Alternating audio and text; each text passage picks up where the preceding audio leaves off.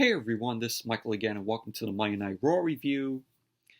And tonight's Raw was from the American Airlines Center in Dallas, Texas. And before I start the Raw review, if you guys haven't checked out my previous video that I uploaded earlier today, I did a movie hunting video where I went to the Salvation Army and Majors Records and Video. So if you guys didn't check out that video from earlier today, definitely go check it out. Definitely had a good movie hunting day today. So be sure to check out that video if you guys haven't seen it. So now on to the Monday Night Raw review. Tonight's Raw, it started off really good, and then it just took a nosedive, just went downhill. The show tonight was fucking terrible. This show was a disaster, in my opinion. Like I said, started off good, but then just went way downhill. So let's get started. So Monday Night Raw opened up with a match. Holy shit, something different. Raw opens up with a match and not a 15-20 minute segment with either Shane McMahon or Seth Rollins or anybody else. It opened up with a match. So the match was a Falls Count Anywhere match. It was Braun Strowman versus Bobby Lashley. And this match was decent. It was back and forth between the both of them. They went into the crowd. Of course, Braun Strowman ended up doing his shoulder tackles to Lashley. They battled it out outside the ring. Even went into the crowd. They even went on the stage. Lashley ended up hitting a suplex to Strowman on the stage. Then Strowman got back up. This is where the awesome, good part of Raw came about. So Strowman gets back up. And he ends up running Lashley into the LED wall. And both of them ran right through it. Explosions were going off. Looked like pyro also. So, and then, you have Renee Young going, "Oh my God." And then, I don't know if any of you caught this, but Corey Graves on commentary said, "Holy shit." And when he said that, they didn't bleep him or anything. He said "holy shit" live on TV when the explosions and the pyro were going off. And after the pyro, when they were done with that, we saw like a camera that was back there. Officials, EMTs came to check on Strowman and Lashley. They ended up putting them on a gurney. Went to commercial. Then when Raw came back from the commercial, we saw both of them being put into the ambulance. So, but that was the only good part of Raw tonight. I have to say it was the best thing that happened on Raw in a while. With the whole explosions and the pyros going off, seeing Strowman drive Lashley through the LED wall. And from what I read in the article, I don't know if this is true or not, but WWE is working on a new stage for Raw. I don't know if it's true or not, but we'll have to wait and see. That's what I read in an article. So it's basically a rumor for now. But the match ended in a no contest, of course, because of Strowman driving Lashley through the LED wall. But all in all, it was decent, and seeing Strowman drive Lashley through the LED wall was awesome. And the crowd was chanting, holy shit, holy shit. And when the camera was back there, when we were seeing officials and, the EMTs, putting both Strowman and Lashley on the gurney and checking on them, you heard the crowd, counting 5, 6, 7, all the way up to 10. And that's when they cheered. But it was funny. It was funny with the crowd, with those crowd chants. Man, it was crazy. I mean, it's not the first time we've seen superstars go through the LED wall or, the stage wall from, back in the day. It's happened before. So, but it's been a while since, we've seen superstars go through the LED wall. So, moving on. Next match, it was the New Day. It was Xavier Woods and Big E. It was them versus the War Raiders. Not the Viking Raiders, the War Raiders, in my opinion. That's why I'm always going to call them the War Raiders, not the Viking Raiders. So, but this match, it was meh at best, in my opinion. But the New Day end up winning the match by disqualification because Samoa Joe end up coming out of nowhere, locks in the coquina clutch on Xavier Woods. Kofi ends up coming out to make the save. He ends up trying to take down Joe. And then, what do you know? When Raw came back from the commercial, six-man tag team match. There you go. War Raiders and Samoa Joe versus the New Day. And this is where, in my opinion, Raw went downhill. Because it was typical Raw. We started off good and awesome, seeing Strowman and Lashley go through that LED wall. It gave us something like, oh yeah, Raw might be decent tonight. Then as you get to the six-man tag, you're like, oh, it's the same old Raw. Nothing's gonna change.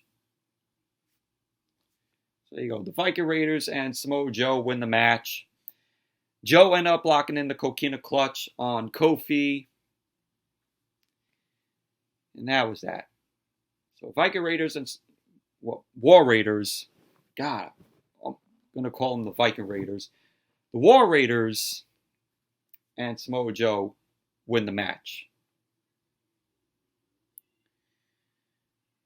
Then we saw Drake Maverick. He was taking his wife, Renee Michelle. She was blindfolded. This was happening backstage. And he was saying soon they'll be on their honeymoon. And Renee ends up taking the blindfold off. And she's like, oh, we just came to, you took me to Raw on our honeymoon. And, Drake Maverick says he's just here so she can meet Dana Brooke. Okay. And we see Dana Brooke, exchange, pleasantries with Renee. And Maverick ends up dragging her along, promising that he has a bit of business to take care of. And so Renee ends up telling Maverick, it's the title or her. It's the Jobber Ninja Turtle 24/7 Championship or her. Maverick reassures Renee that he loves her. And so R-Truth ends up coming up. He has the Jobber Ninja Turtle 24/7 Championship on his shoulder. And he's talking about how much he loves romance. But garbage. Fucking garbage. Then we see Gallows and Anderson backstage. They were talking. Styles ends up rolling up. He ends up saying he says, that Gallows and Anderson were looking good last week, but they lost to the War Raiders, which Anderson ends up giving him a bit of, guff for almost losing to Ricochet. And, he was giving Styles, a bit of guff for almost losing to Ricochet. So Styles ends up making excuses and, for giving him shit for it. And Anderson says he will put his wife on the line on AJ Styles losing. So that was that with the backstage segment with Gallows, Anderson, and Styles. And then we were supposed to get No Way Jose versus Cesaro. Yeah, if that match took place, Cesaro would have won. So No Way Jose made his entrance with his conga line, with people on his conga line. And we see Drake Maverick and Renee Michelle. They were sitting in the front row. R-Truth is there. He's taunting them because R-Truth was on the conga line, was on No Way Jose's conga line. He was wearing a cat in the hat. And so, Maverick ends up resisting, like he wanted to cover R-Truth and win the Jobber Ninja Turtle title. Truth ends up laying on the barricade. Then we see the jobbers come out. They're chasing R-Truth to the back. I'm like, here we go. Cue the Benny Hill music. And then Cesaro then ends up attacking No Way Jose. Neutralizer on the outside. And that was that. But it was a waste. It was just there to try to kill time.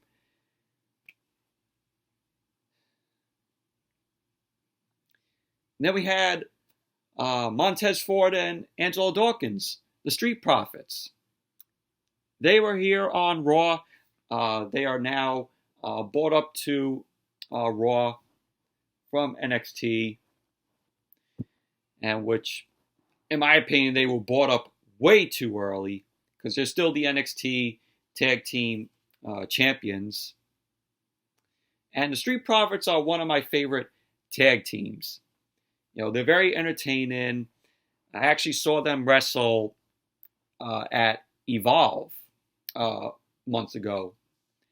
It was back in, I think it was back in January. They were there. They were there the night when Johnny Gargano was there. But, they're a very entertaining tag team. And, of course, they're still the NXT Tag Team Champions. I think they're really good as the NXT Tag Team Champions. Sorry about that, but I was saying, Street Profits, I think they're good as the NXT Tag Team Champions. And we have Montez Ford. He does his cup gimmick. Starts parodying The Rock, saying, "Finally!" And then Angelo Dawkins ends up cutting him off. And, he says, just because they have the titles doesn't mean they don't want the smoke, you see. And that was pretty much basically it. But there you go. Street Profits, which I think they were, like I said, they were brought up way too early. They are now on Monday Night Raw. They got called up. They got called up. So I would expect them to lose the NXT Tag Team Championships at some point. Then we had The Miz. He was being interviewed and showed footage of him being attacked on SmackDown last week. Miz talks about how after tonight, Shane will have to find a replacement for Elias. And he says as far as Shane goes, well, he heard The Undertaker is here tonight. So that was the interview with The Miz.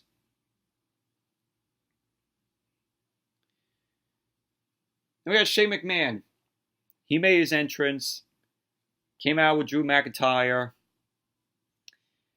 Shane ends up saying that he demands his big intro, his best in the world, from Mike Rome, which, starting to get fucking annoying with the whole best in the world, Shane McMahon. And Shane ends up saying that he has other responsibilities besides just gracing, everybody with his presence. And he's like, since we're here, he wants to take the time to go back to last Monday and talk about Roman. And he plays the video clip of, what we saw last week, where they end up attacking Roman.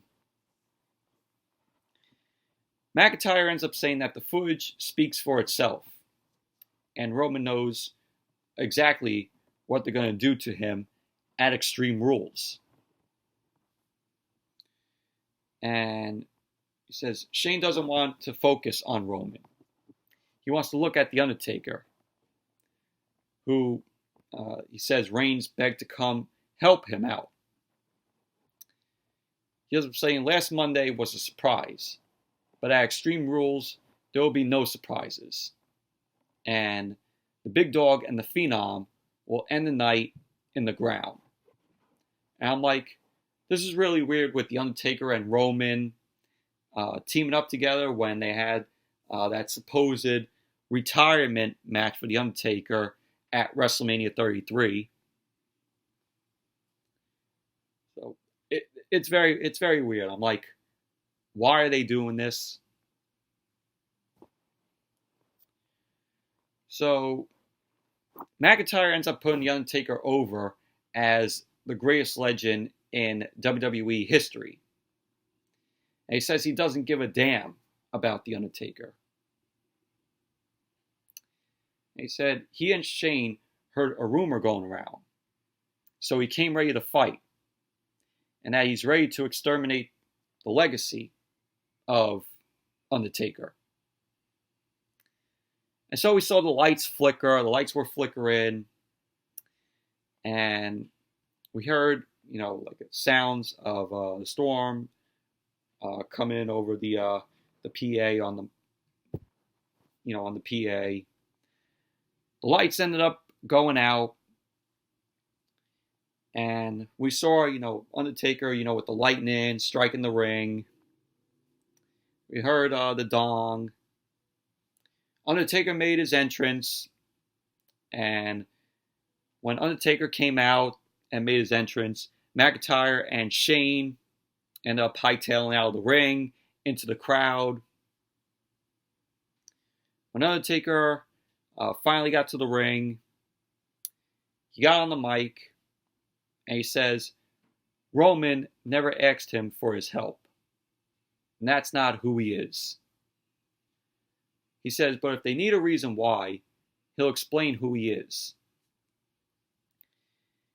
He says he is and has been the reaper of wayward souls for a long time, and that he's here to collect their souls. So he ends up talking about Shane. He put Shane over for taking everything he had to offer at WrestleMania 32 in that Hell in a Cell match before, Shane ended up falling victim to his greed and ego. Undertaker says Shane may be the best in this world, but where he's going, he'll be nothing more than another couple of lost souls suffering the torment and torture for all eternity. And he says they will never rest in peace. And that's how the other segment ended, but this whole segment was garbage. I'm sorry to say, Undertaker in the segment, it was garbage. It's in my opinion. Did not care for it. I mean, why are they making Undertaker and Roman, tag together when they end up fighting at WrestleMania 33? I don't know why. Sorry about that, but I was saying, why are they making The Undertaker and Roman team up together when they had a match at WrestleMania 33 where Roman practically, beat The Undertaker in Undertaker's so-called retirement match?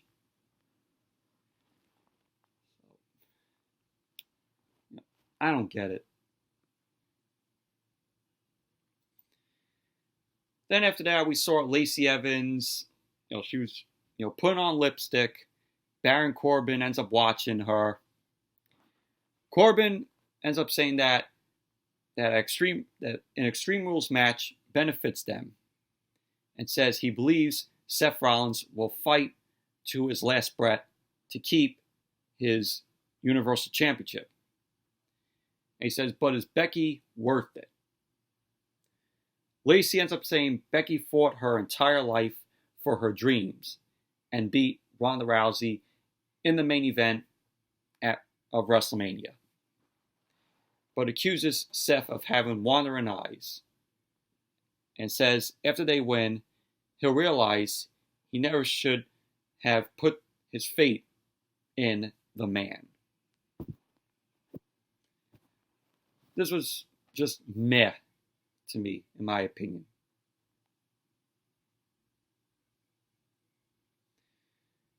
Then we had Lacey Evans versus Natalya. Quick match. It was boring. Lacey Evans got the win. Woman's right on Natalya. Before Lacey ended up hitting woman's right, Corbin ended up holding on to Natalya's feet, making Natalya, slip. And that's when Lacey took control and hit Natalya with the woman's right. There you go. Lacey Evans wins thanks to some help from Corbin. That was that. Moving on. We saw Kurt Hawkins and Zack Ryder.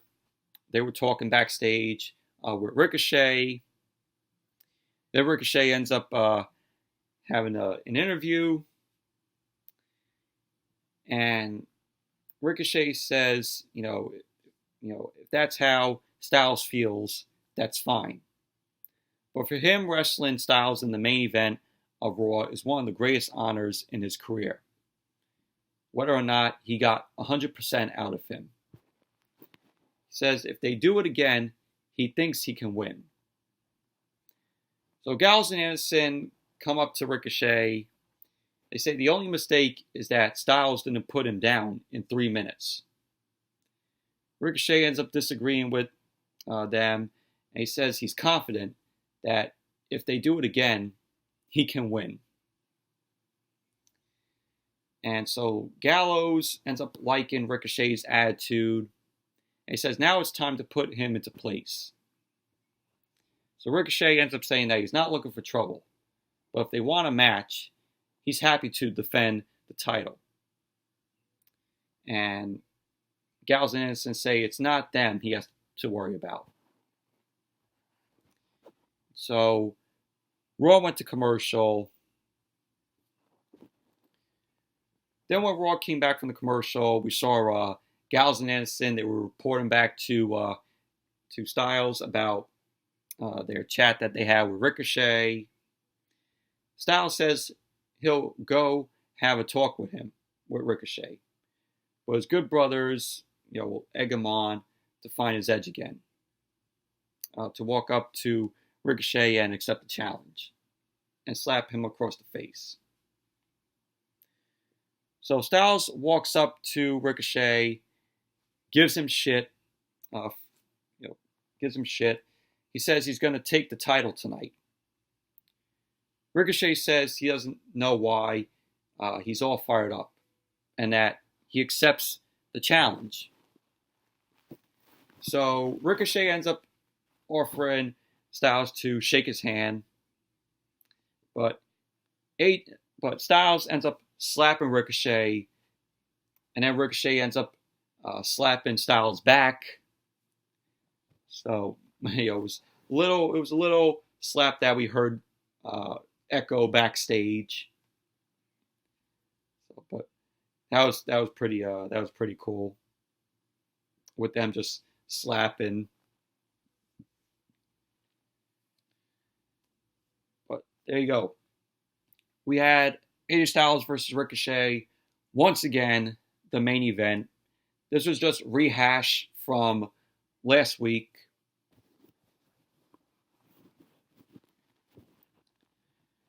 Then, this was another rehash.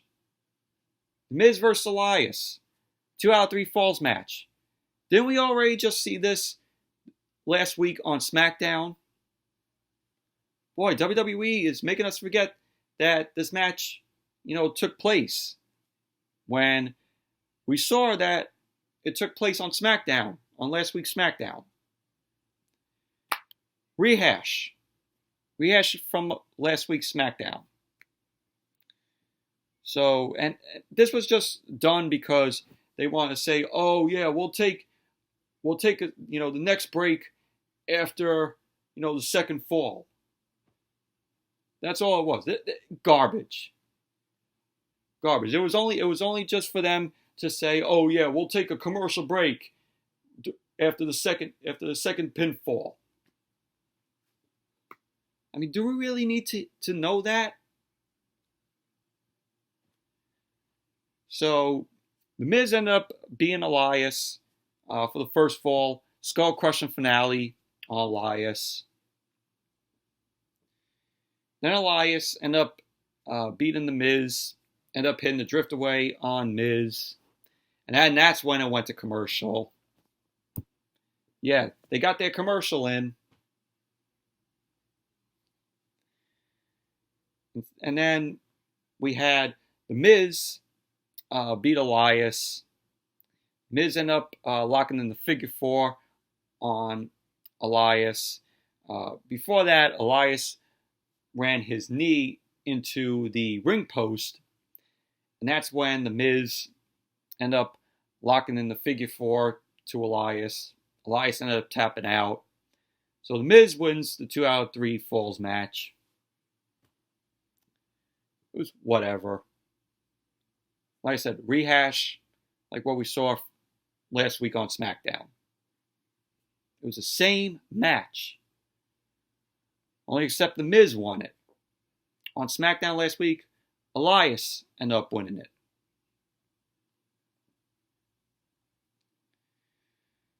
Oh, and then we got this. This was fucking terrible. This was just cringe-inducing, terrible dog shit. So we had Becky Lynch and Seth Rollins. They were being interviewed backstage. Seth gives his sympathies for Braun Strowman and Bobby Lashley after what went down earlier in the night. He says he takes issue with the idea that he might be impulsive. And he lets Becky, he tosses to Becky for being sarcastic. He's beatboxing. And Rollins says, one-on-one, they know they can beat their opponents, Lacey Evans and Baron Corbin. And the winner takes, all the stuff, changes things a little bit. And Becky admits, to sleeping with the title belt, which Seth says is causing a bit of friction, and asks her to listen from time to time.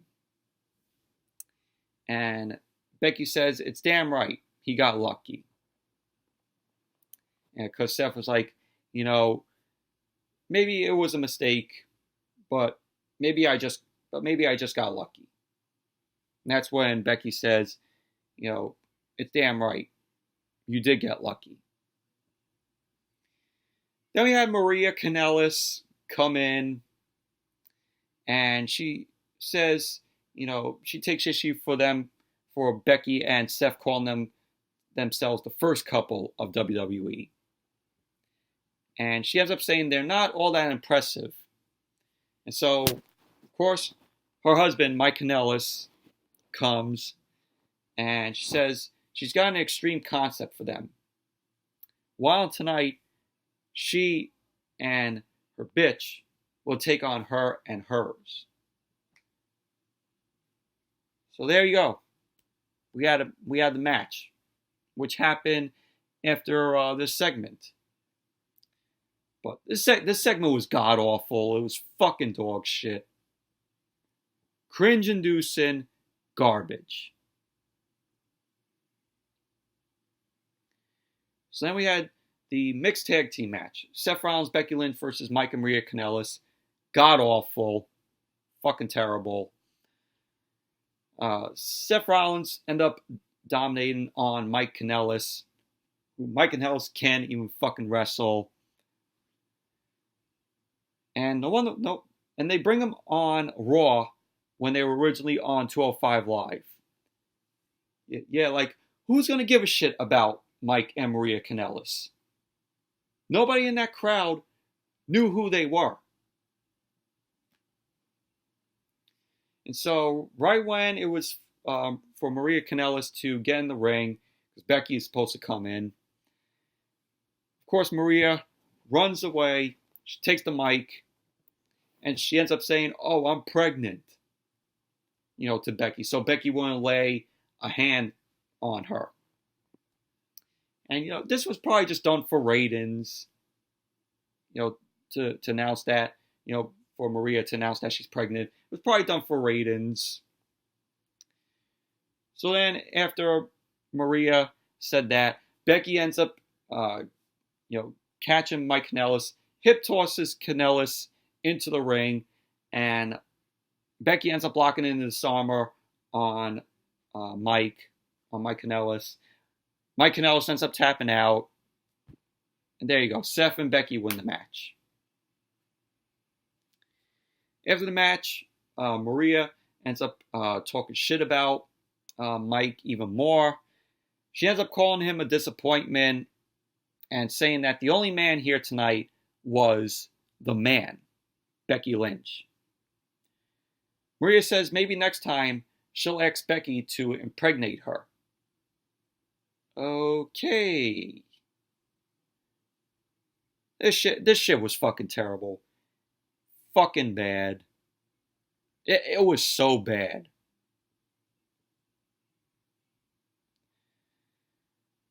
Then we had Paul Heyman. Paul Heyman got a great ovation from the crowd because he's going to be one of the executive directors for Monday Night Raw. And going back to the Braun Strowman and Bobby Lashley LED thing, I could tell that this was probably Paul Heyman. That was all probably Paul Heyman doing that. Was behind it. I could pretty much tell Heyman had his hands on all that with Strowman and Lashley going through the LED wall. So Paul Heyman was being interviewed, and he says Brock Lesnar might be in the arena tonight. Yeah, of course not. Of course Brock is not going to be there. So Street Profits, Angelo Dawkins, Montez Ford, they come up to him. They start touching his head. And he's like, hey, man. Hey, man. And then Paul Heyman's like, oh, I don't have time for this. And walks off. That was basically that. It was basically just for the crowd to applaud for Paul Heyman because he's now the executive director of Monday Night Raw, or going to be the executive director.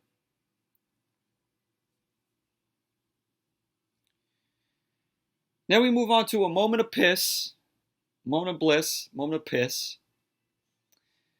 Alexa Bliss comes out. She introduces her guest, who is her friend, Nikki Cross. Nikki ends up thanking Alexa for her support and guidance and says she'll always be grateful.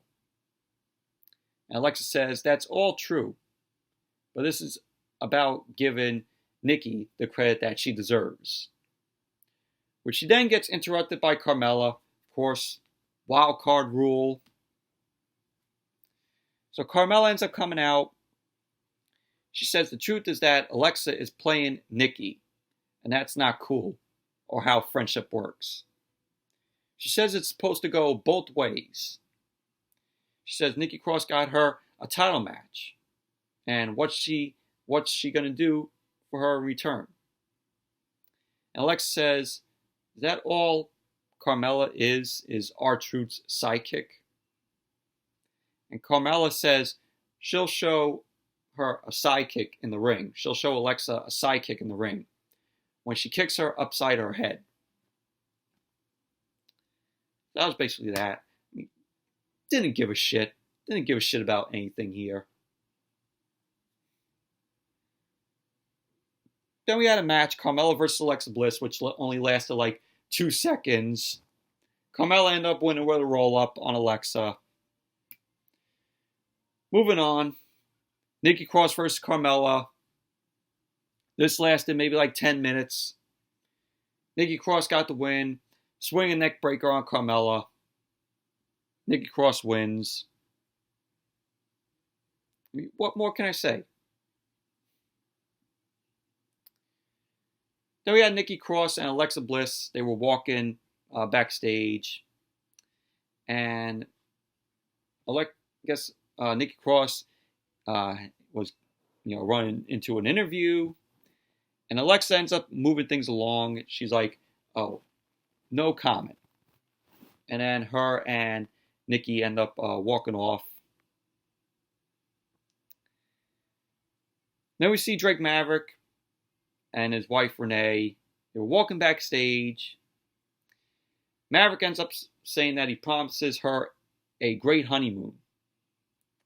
So Renee ends up leaving to, I guess, get ready and, look good, freshen up.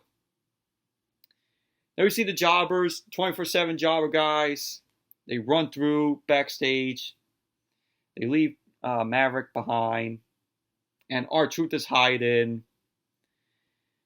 Maverick ends up saying that he just wants to have a good honeymoon. So when R-Truth turns around, Maverick ends up clocking Truth with his luggage. He ends up calling for a referee. Maverick ends up rolling up R-Truth. So there you go. Drake Maverick wins the Jobber Ninja Turtle 24/7 championship. So Renee, Maverick's wife, comes back, and Maverick ends up saying they're going to have an even better honeymoon because it's going to be 24/7. That was that, but there you go. Drake Maverick, the Jobber Ninja Turtle 24/7 champion.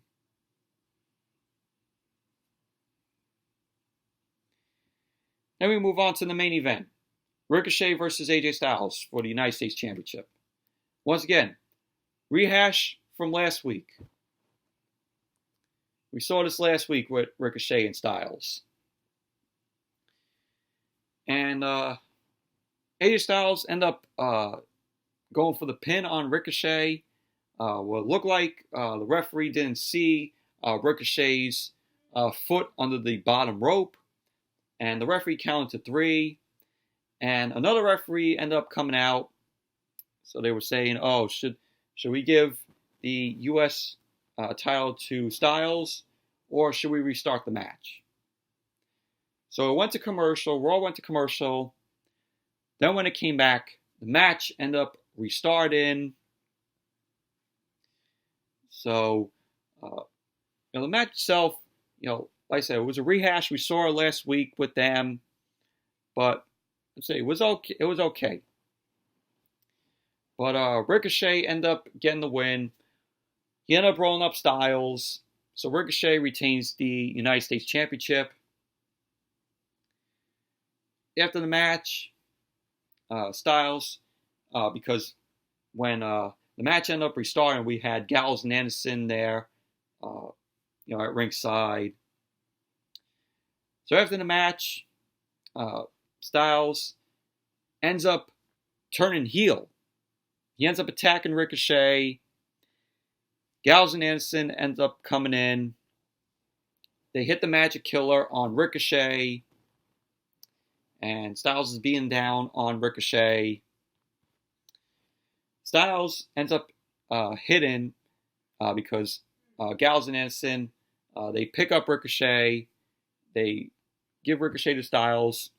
Styles ends up hitting the Styles Clash from the top to Ricochet.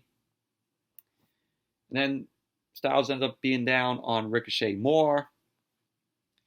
Then we see Styles, Gallows and Anderson, they both stand tall, doing the 2-sweet to end Raw. So the club is back together. We didn't see, I saw this coming. I really did see this coming. And this is not new. We've seen this happen. This happened back in 2016 when Styles was feuding with John Cena.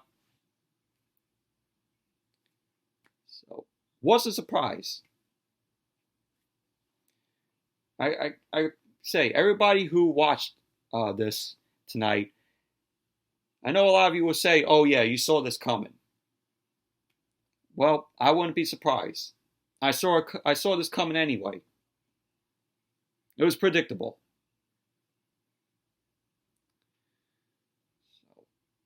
Yes, anyways, that's it for my review of tonight's edition of Monday Night Raw. Thank you all for watching. Hope you all enjoyed this review. And definitely give the video a thumbs up, comment, subscribe. And like I said at the beginning of the video, if you guys haven't checked out my previous video, which was the movie hunting video that I uploaded earlier, definitely go check it out if you haven't seen it. So, anyways, thank you all for watching, and until next video, which will possibly be the SmackDown review. So, until that video, I'll see you all later.